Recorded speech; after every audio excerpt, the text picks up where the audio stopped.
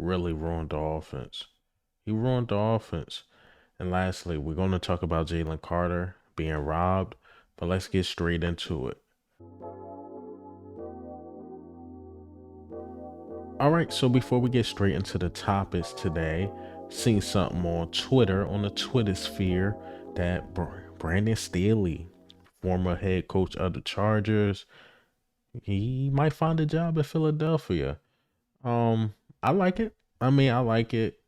Of course, he's not coming here to be the defensive coordinator, but if he's some guy, a part of the defense, I won't be mad at it. He became a head coach of the Chargers for a reason. When he was with the Rams as the defensive coordinator, he was great. He was a good defensive coordinator. You know, just didn't work out as a head coach. And to be honest, if you got Khalil Mack and all these pieces that, like, man, the Chargers had a lot of names on the defensive side. I think they had Jackson, JC Jackson from the Patriots, and their defense just looked mid. So it's like, dang, we bring you in to, upgrade the defense, make the defense better, but the defense got worse. Honestly, I just think he was just too caught up of being the head coach, but just being a part of a coaching staff, being the DC and just strictly focusing on the DC, don't have to have that pressure of being the head coach. Maybe it'll work out, man. Maybe it'll work out for Brandon Staley in Philly. Let him build his reputation back up, work back with Vic Fangio, then go somewhere, be the defensive coordinator, and maybe he find another head coaching job or another head coaching gig. But look like he want to start from the ground up again. And why not Philly? Why not Philly, man? All right, so let's get into the topics today. DeAndre Swift. DeAndre Swift is such a cool guy. I've been seeing him a lot with the paddle games and doing interviews here and there. And I try to pick up little nuggets from DeAndre Swift, but DeAndre Swift, he's not a guy that's going to bash the team. He's going to play it safe with his answers. He's not going to blame the coaching staff. He's going to do his job and do his job to the best ability. And I like that from DeAndre Swift. But DeAndre Swift slipped up just a little bit. So I watched the interview and they asked him about his utilization in the passing game. And this is what he had to say. As good as you were as a runner, you as a receiver out of the backfield was a thing that was probably underutilized in the offense this year. You don't need to throw anybody under the bus, but did you feel like you could have been used a little bit more in that capacity? Like I said, I'm the type of guy that whatever I'm getting asked to do, I'm gonna make that my thing. Okay. Throughout the whole year. Yes, I could have been used a little bit more in the pass game, but I don't call the plays. Right. So whatever I'm asked to do, I'm gonna try to master that. Okay. Try to affect the game in that way. Go ahead. See, he was saying, like, look, I was doing my job, but it was a little underutilized, underused in the passing game, but I sure I can do other things, and he did. Pro bowler. He struggled in pass blocking a bit, and honestly, DeAndre Swift never complained about anything. Remember, he wasn't a starter. Played the back field. Once he got his opportunity, he showed off, never gave it back. And he did his thing. He did his thing. He wasn't used enough to me, in my opinion. He stayed healthy. He proved a lot of people wrong. He could stay healthy for a whole year. And humble guy, great player. And he even had to say this about Philadelphia. Will he be an Eagles green or Philly green next year? And this is what he had to say. Now, I guess the last thing is, like, you think we're going to be seeing you in an Eagles uniform next season? Put you on the spot. Only time would tell. I would love to be an Eagle again. I would love to. So, He loved Philadelphia. He would love to come back, and we would love him back. DeAndre Swift is a baller, man. Is a baller. And speaking of a guy that's a baller who showed out this year, I'm transitioning to Britton Covey. I know I said Brian Johnson, but we're going to talk about Brian Johnson because Britton Covey and even Lane Johnson, spoke about the collapse season and what happened. Like everybody want to know, I would say, what happened. And I listened to a guy like Britton Covey, and I listened to a guy like Lane Johnson, and they was honest. I mean, honest. But let me go ahead and play these clips. What happened the last, whatever, 6-8 weeks of the season? Yeah, I mean, I feel like as film piles up, and I feel like really after the 49ers game where, it's kind of them dismantling us, I felt like teams kind of piggybacked off that. So I don't know if it was something we were doing with our scheme-wise. Maybe the teams were on to what we were running. But it was a lot more difficult than what it needed to be because you've seen what the offense has been, and then you see that stretch, and it's, what's going on. Definitely think we got emotionally tired from trying to figure out what the problem was. And we kept trying to pinpoint it at this and pinpoint it at this. And there was some miscommunication, I think, from coaches to players. There was some pointing fingers from player to player. And there was kind of letting, outside voices impact our love for the game and just the happiness that we had. And all that combined to really just kind of make us spiral. But honestly, I think that you're going to see a team this year that is going to be like, I'm not letting that same thing happen. And I'm not saying like just on the field performance, but I'm not letting that impact me. I'm not letting this impact me. And I think you're going to see a lot more resilient people, players because of it. I know I will be. Mm-hmm. I just don't think you can. I know it's so you want to pinpoint a spot that goes wrong, right? You want to if Brian Johnson, it wasn't Brian Johnson. I definitely think we needed some changes. And so, we have a new coordinator. I think it's going to be good for us. Nick Sirianni wasn't, it's a combination, but that answer's just not sufficient. It's like, but we should have done this.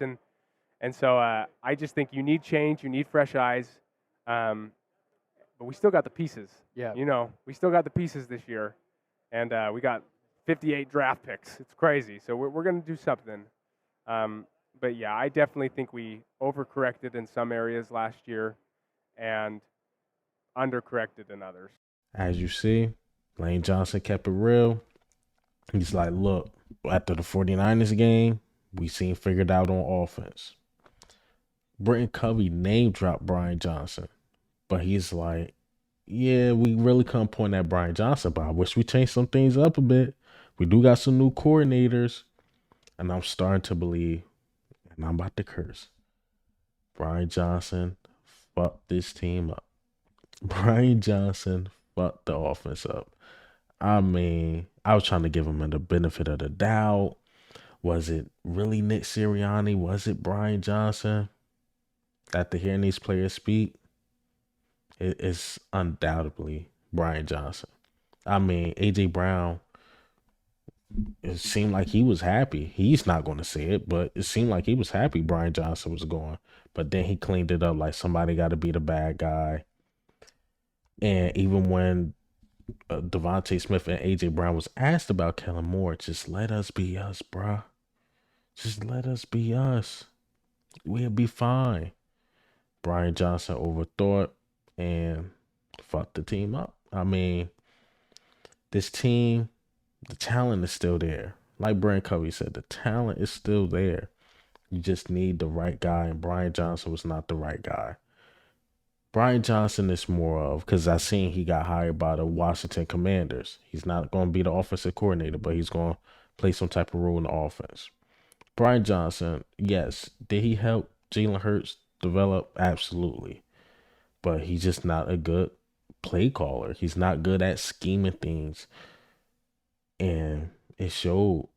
And I believe, this is what I believe now, the more I hear players speak. I believe Brian Johnson, was coming up with things. The players didn't like it.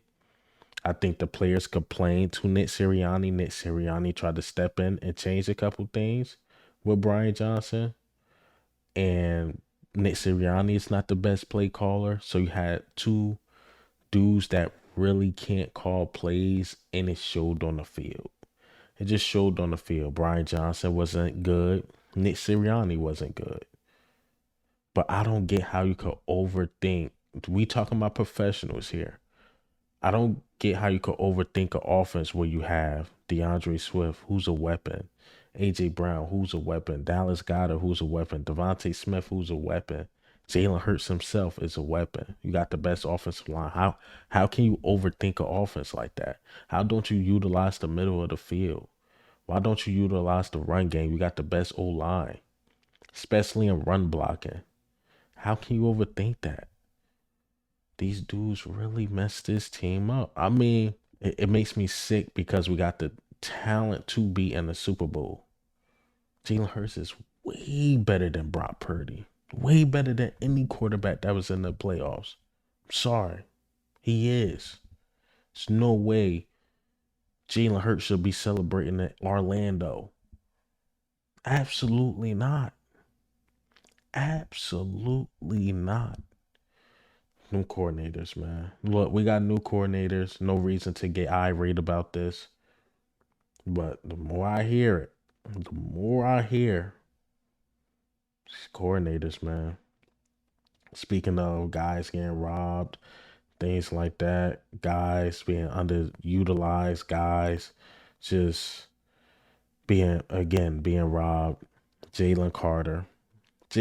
I watched the awards last night, and he didn't win Defensive Rookie of the Year, and I'm not surprised. I mean, let's be honest. The season did not end well for the defensive side of the ball. I mean, for everybody. Not just Jalen Carter, Jordan Davis, but who else I can name? Will Williams finished pretty strong. Josh Sweat, it took him a long time to get another sack, a very long time. Hassan Reddick wasn't good. It wasn't a good stretch, and to me, and I think Outside the Birds put this as well. It honestly came down to the last 8 weeks of football between Will Anderson and Jalen Carter, and Will Anderson just outplayed Jalen Carter. But let's be honest, Houston coaching staff is great. I mean, they got Derek Barnett looking decent. They got an Offensive Rookie of the Year and Defensive Rookie of the Year. I know a lot of people believe Kobe Turner from Los Angeles should have got the Defensive Rookie of the Year, but he wasn't that good the beginning of the season. Whereas though, like a guy like Will Anderson and Jalen Carter were very good the beginning of the season, but Jalen Carter started to, disappear because of bad coaching. Now you put Jalen Carter on the Houston Texans. Jalen Carter easily got 11 sacks. Easily. I mean, again, hopefully this new coaching staff really helped this guy because he shouldn't be getting robbed of awards like that. Making this video was hard, man. Definitely listen to Britton Covey. Listening to Lane Johnson speak. It's hard, man. It's hard. Not only leaving the season so disappointing. It's hard knowing the 49ers actually broke the Eagles. He actually broke the Eagles. Damn shame, man. Damn shame. But hey, man, what do you think? How do you feel about the news today? Jalen Carter was robbed. Brian Johnson ruining his team. DeAndre Swift. Hell, you could just throw him in with the Brian Johnson thing, ruining his team. Hopefully he come back. But this is Eagle Al, man.